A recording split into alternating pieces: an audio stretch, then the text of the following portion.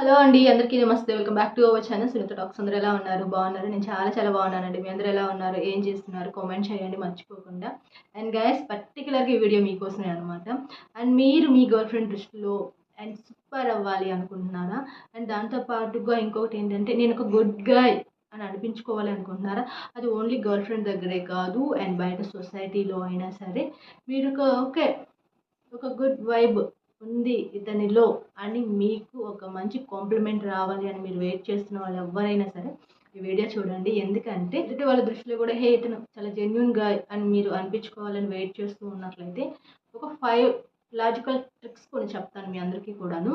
So ఇవి కొంచెం మీ లైఫ్లో మీరు డెవలప్ చేసుకుంటున్నట్లయితే మ్యాక్సిమం అంటే ఒక పాజిటివ్ వైబ్ ఉంటుంది. అంటే ఎవరినైనా మనం ఒకటి అనుకుంటున్నప్పుడు ఇప్పుడు ఒక అబ్బాయిని తీసుకోండి. ఇప్పుడు ఆ అబ్బాయిని తలుచుకోగానే కొంతమందికి కొన్ని అనిపిస్తూ ఉంటాయి.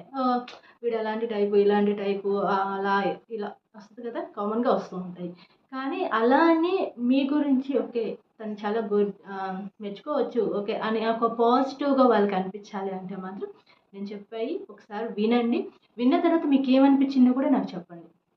వాటిలో నేను చెప్పే సైకలాజికల్ ట్రిక్స్‌లో ఫస్ట్ వన్ ఏంటి అంటే అప్పు. చాలామంది ఈ టీనేజర్స్‌లో కావచ్చు, ఎవ్వరైనా కావచ్చు, దీనికి ఏజ్ లిమిట్ ఏమి ఉండదనుకోండి.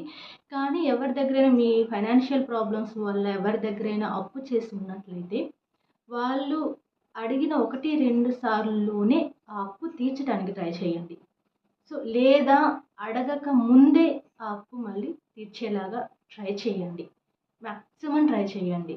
ఎందుకంటే వన్స్ మీరేదో కష్టాల్లో ఉన్నారనో, లేకపోతే వాళ్ళకి ఇంకేదో ఆహ్, హెల్ప్ అవుతుందనో వాళ్ళు మీకు కొంత అప్పు ఇచ్చుంటారు. కానీ అది మీ కష్టం తీరిన తర్వాత మీకు మళ్ళీ ఆ అమౌంట్ అనేది పాసిబుల్ అయిన తర్వాత ఖచ్చితంగా వాళ్ళకి ఇచ్చేసేయండి. అడగక ముందే ఇచ్చేసేయండి. లేదా 1, 2 సార్లు అడిగిన తర్వాత అయినా ఇచ్చేసేయండి. ఎక్కువ సార్లు అడిగించుకోమాకండి.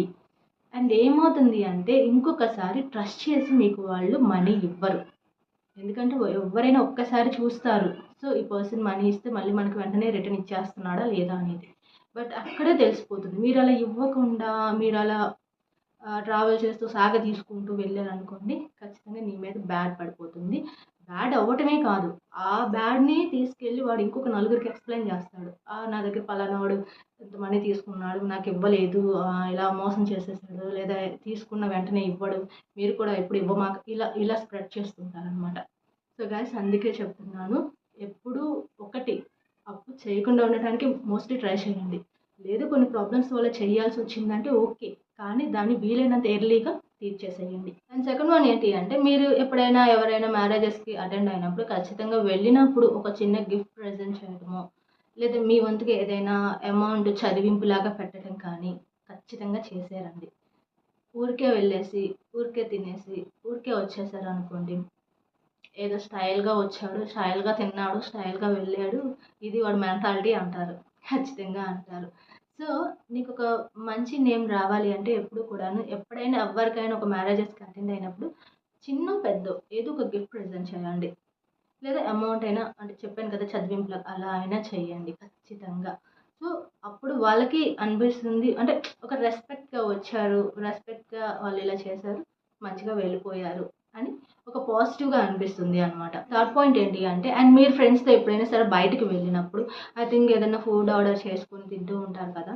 సో, మోస్ట్‌లీ మీరు జెంటిల్‌మ్యాన్ అయితే మాత్రం ఖచ్చితంగా ఆ బిల్ మీరే పే చేయడానికి ట్రై చేయండి. వాళ్ళెవరో పే చేస్తారు, వీళ్ళెవరో పే చేస్తారని వెయిట్ చేయకుండా, బట్ నేను పే చేస్తాను అని ట్రై చేయండి. సో, తర్వాత ఓకే. అది ప్రాసెస్ పక్కన పెట్టేద్దాం. ఎవరు పే చేస్తారు ఏంటనేది పక్కన పెట్టేస్తే, ఫస్ట్ మీరు ఛాన్స్ తీసుకోండి.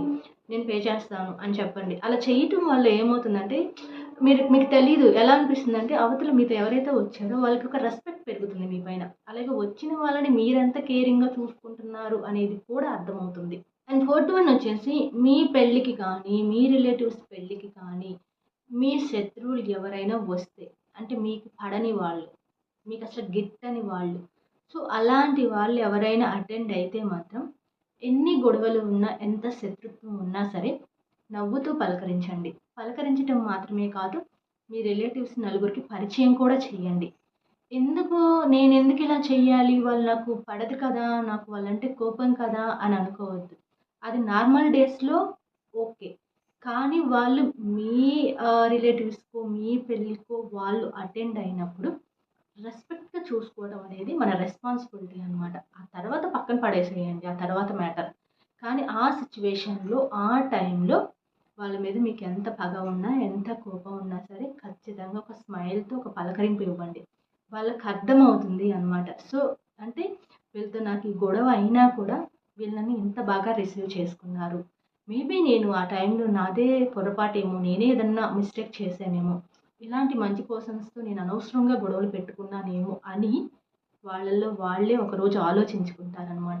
And last and final fifth one వచ్చేసి మీరు ఏదైనా నిజం చెప్పాల్సొచ్చినప్పుడు వాళ్ళతో ఎక్కువ ఆర్గ్యుమెంట్స్ చేయమాకండి. వాదించమాకండి. కానీ మీరది చెప్పేది మాత్రం వాళ్ళకి ఖచ్చితంగా వాళ్ళ బ్రెయిన్‌కెక్కాలి.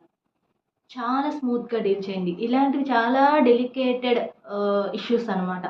ఎప్పుడైనా ఏదన్నా గొడవ ఫార్మ్ అవుతుంది అనుకున్నప్పుడు చాలా తెలివిగా డీల్ చేయాలి దాన్ని. ఏమంటారు కర్ర విరగకూడదు, పాము చావకూడదు. అలా డీల్ చేయాలనమాట. వాళ్ళు హర్ట్ అవ్వకూడదు, ఇబ్బంది పడకూడదు. అలాగే వాళ్ళ తప్పు ఏంటి అనేది కూడా తెలిసొచ్చేలాగా మీరు మాట్లాడాలి. అంటే వాళ్ళ ఇగో హర్ట్ అవ్వకుండా చాలా స్మూత్‌గా డీల్ చేయాలి అనమాట. ఆ టాలెంట్ మీకుంటే ఎవ్వరైనా మీకు ఫిదా అయిపోవాల్సిందే. అంటే కొంతమంది ఆ మూమెంట్‌లో ఏం మాట్లాడుతున్నాము అనేది కూడా తెలియకుండా ఆర్గ్యుమెంట్స్ పెంచేసుకుంటూ ఉంటారనమాట. ముక్కుసూటిగా మాట్లాడేస్తూ ఉంటారు. నేనింతే, నేనిలాగే మాట్లాడతాను అంటారేమో. బట్ అలా చేయమాకండి. అది వర్కౌట్ అవ్వదు అనమాట. మీ గురించి చాలా నెగెటివ్‌గా ఎళ్ళిపోతుందది.